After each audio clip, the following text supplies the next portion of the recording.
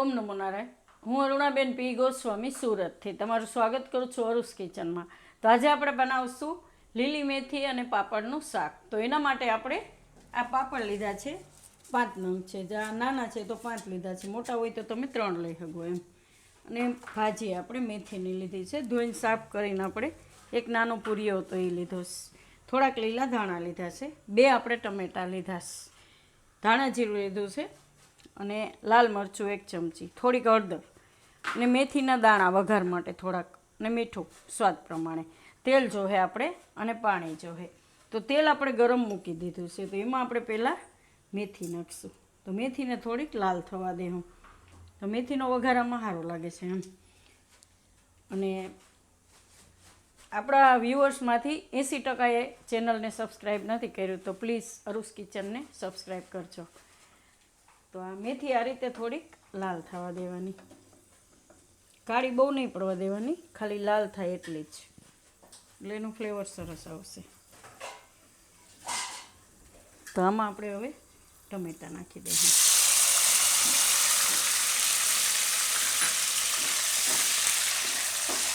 ટમેટાને થોડીક વાર પાકવા દઈએ.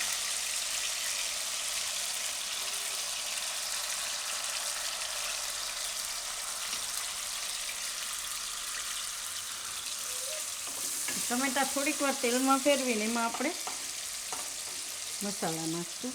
તો હળદર નાખી દઈએ અને ધાણા જીરું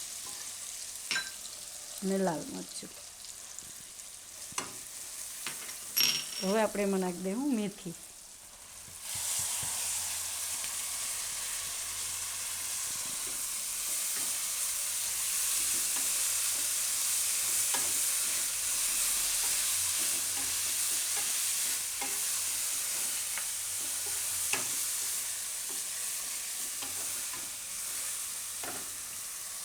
અને થોડાક આપણે લીલા ધાણા નાખી દઈએ.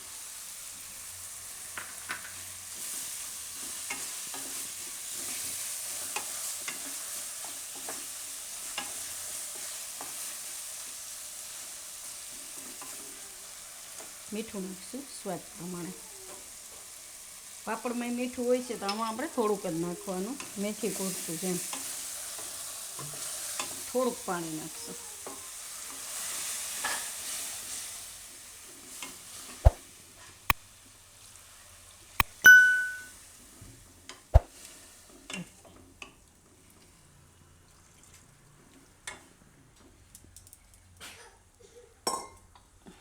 તો હવે આપણે આમાં પાપડ નાખી દઈએ, ટુકડા કરીને આ રીતે.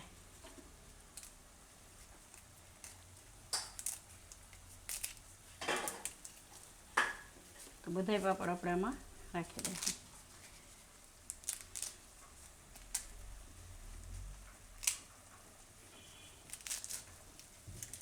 આ રીતે ગમે એમ નાના મોટા ટુકડા કરી નાખવાના.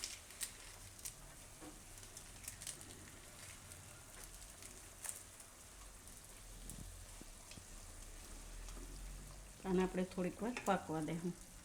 જરૂર પડે તો થોડુંક પાણી નાખવાનું. તો 2 થી 3 મિનિટ આને પકાવી લેવું. તો આને આપણે થોડીક વાર પકાવી લીધું સારી રીતે. પાપડ એકદમ સરસ સોફ્ટ થઈ જાય અને મેથી પાકી જાય. 2 મિનિટ જેવું લાગશે ખાલી પાકતા, આ રીતનું. તો ગેસ આપણે બંધ કરી દઈશું અને આપણે સર્વ કરશું. એકદમ સરસ ખાવામાં લાગે.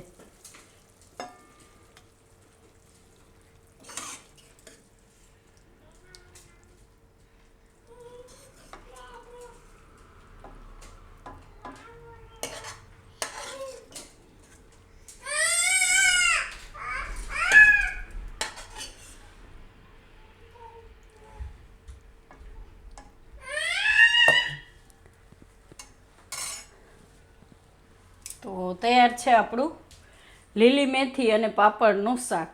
તો જો તમને મારી આ રેસીપી પસંદ આવી હોય તો એને લાઈક કરજો, શેર કરજો અને મારી ચેનલને સબસ્ક્રાઈબ કરજો. અને બેલ આઇકન દબાવવાનું ના ભૂલતા. કમેન્ટ કરીને કહેજો કે તમને કેવું લાગ્યું આ લીલી મેથી અને પાપડનું શાક.